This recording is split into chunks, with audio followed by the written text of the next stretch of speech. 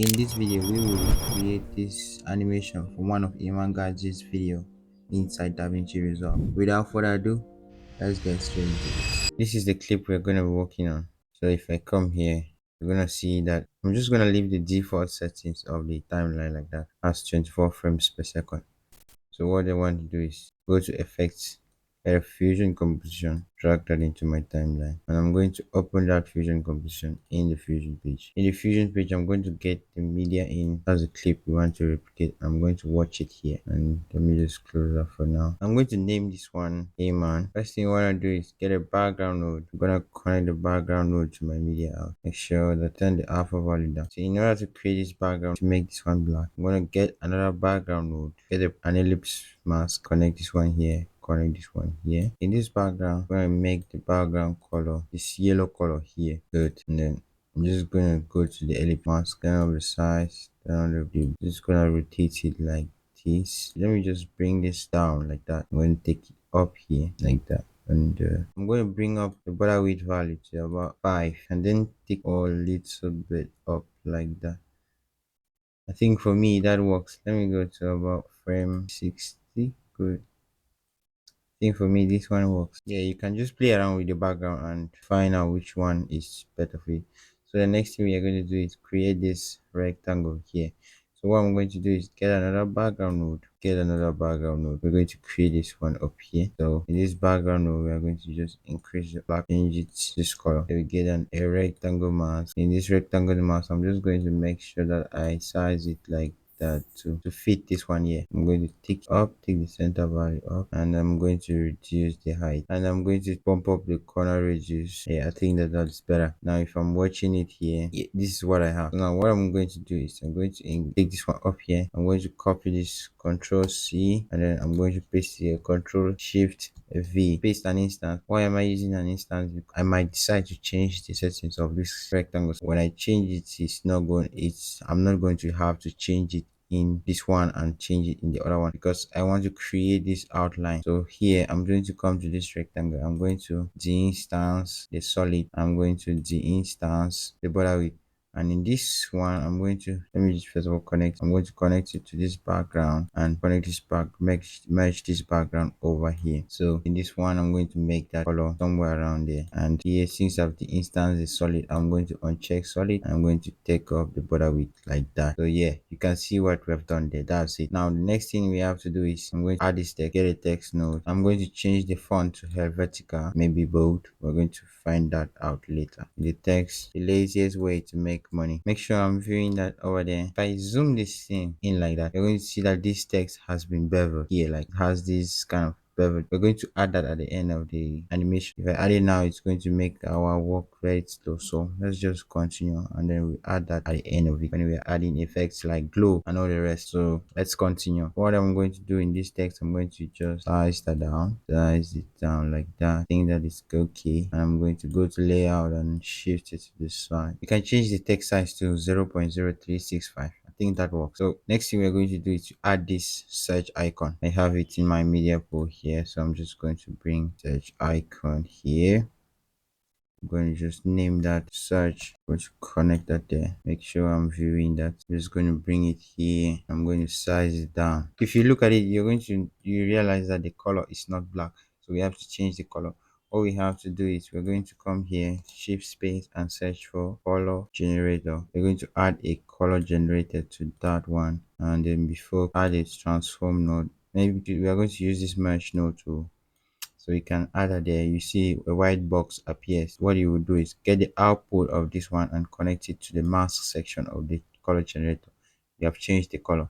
Now come to this color and just choose a color from here that you want, and boom, have that. If you go a little bit further, you're going to see that, okay, let's just add this one result found, and it seems that this one result found is found behind this rectangle here. So we're going to come here, we're going to Control C, because it's the same font, Control C this font here, this text here, Control V here, and I'm going to write here one result found. Make sure that it's a capital F. So we're going to connect this here. I'm just going to come to layout, increase it and bring it to this side. So what I'm going to do is just going to size it down. So I think I use 0.2 as the size. Just reduce, use 0.02 as the size. I think that works. So let's animate this text before we continue.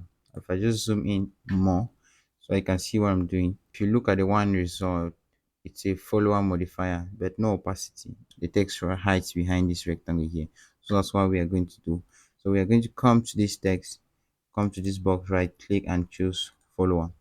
Go to modifiers. You can increase the delay. I always like to increase the delay before I start, and then change the transform from character to word. And we're going to go to frame 69. We're going to keyframe the center X and Y because that's where the one is fully in place. You double click there, go back to frame 64 and keyframe the center, offset X and Y again. At frame 64, we're just going to take it down like that to make sure it hides behind this. Now if we play it, we're going to see, okay, so let's come to somewhere around this one. Okay, we see that one is already in place and result. So we're going to come to this delay. I'm going to maybe use like 0.80 and let's try to modify that. I'm going to go back to my layout and just take the text here, take it down a bit. And so if we play it now, here font is here. Good. I think that you can use a delay of 0.72. That's going to work. And you can then go to spline, select all of these, select all, hit S, and that should be it for this one. The easiest way to make money online is just a write on animation. So come to this one, come to this text, scroll down, you're going to see, go to frame 15 where this animation starts, keyframe that, and then you go to frame 45 where it kind of stops here, and you keyframe it again. Go to frame 15, take it the right on all the way down to 0. And if you go to spline, you can just go to spline, zoom to fit, select all, hit S. Now we have that out of the way. Let's continue. It's just slightly, yep, I think that's okay at this level. And then connect this one here to our background. What I haven't added is this dotted background. I was going ahead of myself here. So we are going to bring this dotted grid, we're going to merge it over here, and from this merge node I'm going to reduce the size because it seems like it's too, yeah, it's for it to be small like that. Okay, to just about where it fits. So now in this merge node I'm going to change the operator to multiply, and if you see that it's quite same. Now I'm just going to name this dotted grid. You can name it whatever you want. So what I'm going to do now is I'm going to add a transform node here, and you see that from frame 0 come to this one. I'm going to turn on the guy, Control G, add frame 0. You need to keyframe the center X and Y and keyframe the size and go to where it is, maybe frame 60, about 2 point something seconds in, because this is 24 frames per second. So I'm going to keyframe the center X and the size again. So if I come back to the 0 frames, you see that this one is at the middle line here. So that's why I keyframe this one.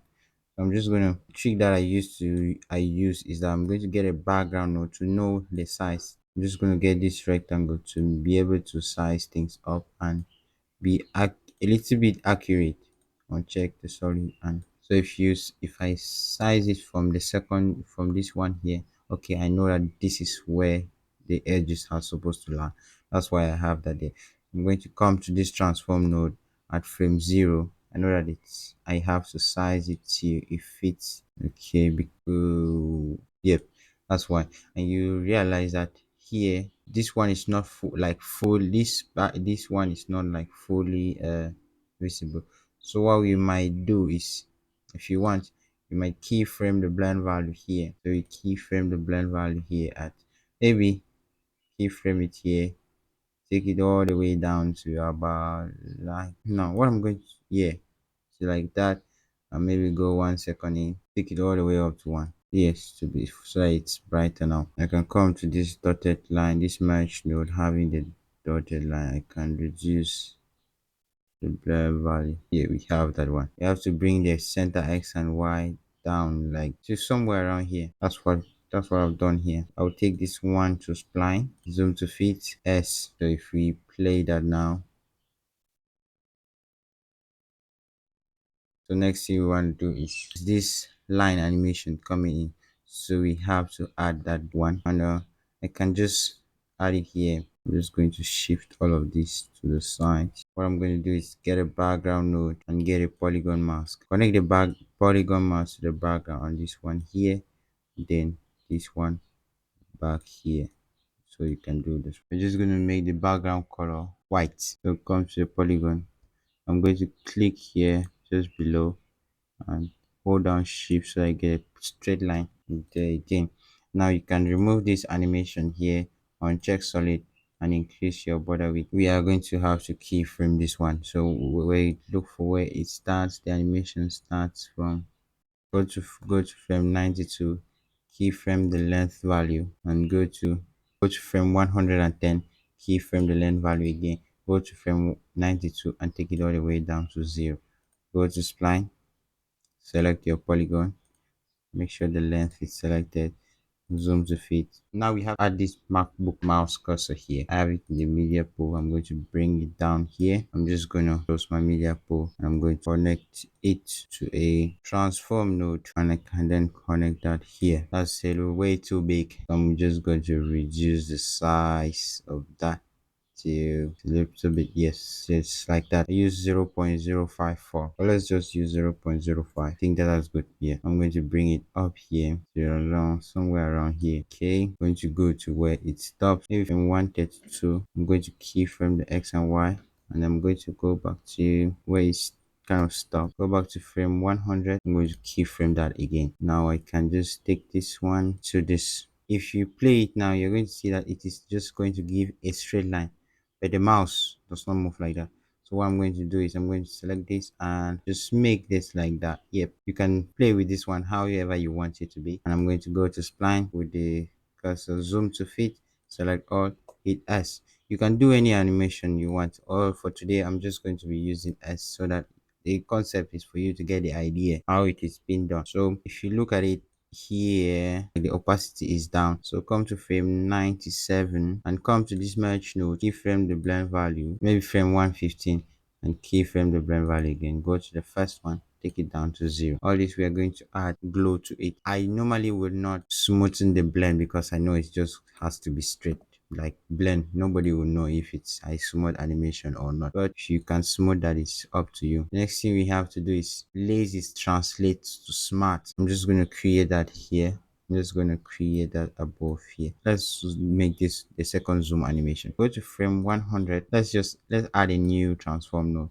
I'm going to add a new transform node here. So this one would control the last animation. And go to transform, keyframe the X, keyframe the size, center X on the size. And then you're going to go to where it stops and go to frame 145. You can keyframe the size again. You can keyframe the size again. I'm just going to use this rectangle here that I brought in here, and then we size it like that to just have an idea of how the size is. That's why I use this rectangle. It's a small trick. Just size it like that. You know that okay, it ends here, okay, ends there, and we're just going to size it like that. So you come to this transform node, take up the size like that, take up the size, take up the size, and you're going to shift down. The thing is, we put these transforms here because this thing moves with the background. You need to understand that if the background didn't move, we're not going to put it here. So just increase the size again. Okay, that one fits, and take it to this side. I think that's okay. Then I'm just going to go to spline with all of this, smooth them out. I will just select all S, smooth them out. You can use whatever animation you want to use.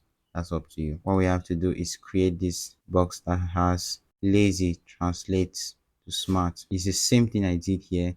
Get a background node, get another background node, connect the background to this one, get a rectangle mask, connect the rectangle mask, take this one up. Then I'm just going to make sure that I size this rectangle like that. So I'm going to change this background color to not so black.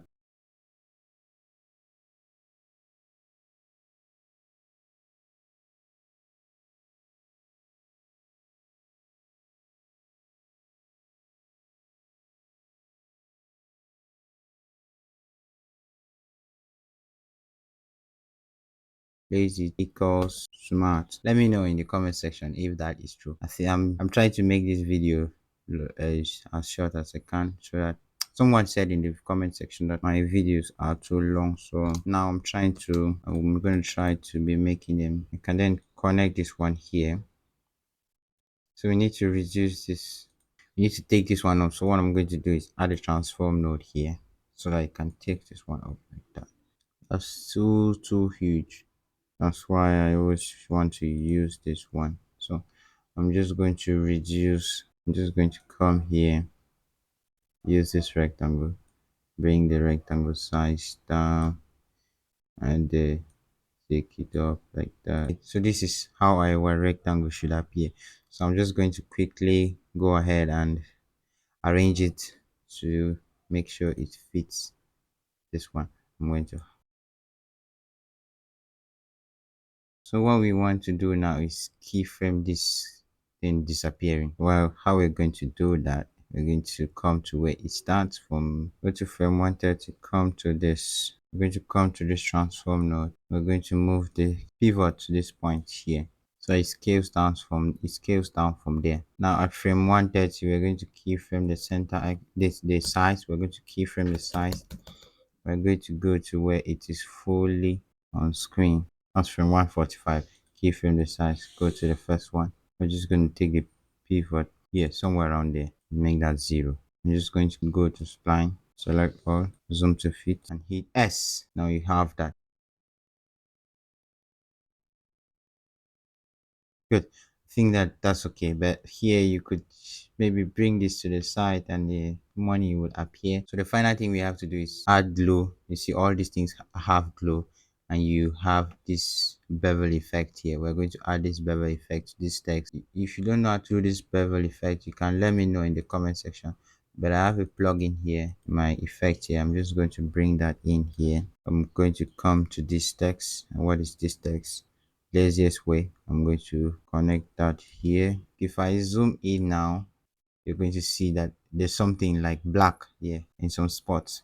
I'm just going to bring that down here, and we have that. Good. So I need to add it to this line. It's the line, and then I need to change the line color to white. I'm going to change the border width, reduce the border width to 0.3. So we're going to control C this one, control V, add it there, go to the text that has and then control V here. Apart from that, is there any other one? Okay, control V. Now all of them, if you look at them, it has that effect. You don't want to do it too much because it might make the text look. After adding the bevel effect, you see that we can then add glow to all of this. And right now I'm just gonna come to playback because that's really taking a lot of the power from here. I'm just gonna hit quarter, and I'm just gonna go to manage to render smart. So what I want to do is go to this text and add glow. I'm just gonna shift space and search for glow. I just fix that however I want. I think that is too much. I want to reduce the blend and reduce the glow size, and yeah, somewhere around there. I think if I'm just going to add it, just going to control C. I'm going to paste it all over this. I'm going to paste it. You can choose to add this light sweep, and I think that is all for our animation. So I'm going to, you see, we have the exact same thing. Good. Right here. So if you look at it now, good. We have the exact animation. Good.